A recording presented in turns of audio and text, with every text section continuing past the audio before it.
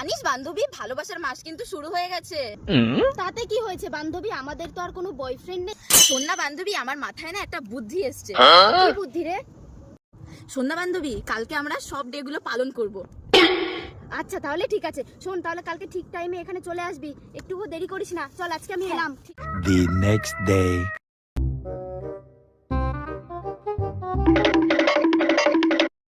আরে বান্ধবী, তুই এত আসতে লেট হলো কেন? আর সব জিনিসগুলো এনেছিস তো?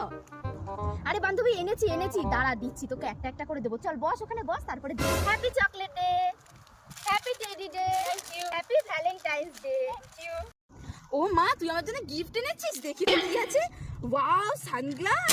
কিন্তু দুটো কেন? আরে বান্ধবী, একটা তোর জন্য, একটা আমার। কিন্তু বান্ধবী, তুই তো আমাকে সব গিফটই দিলি, টেডি দিলি, চকলেট দিলি, গিফট দিলি, কিন্তু রোজ তো দিলি না।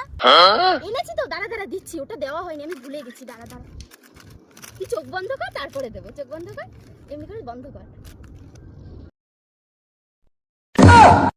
তোর গোলাপ চুরি হয়ে গেছে, তাই কড়িটাই আনলাম।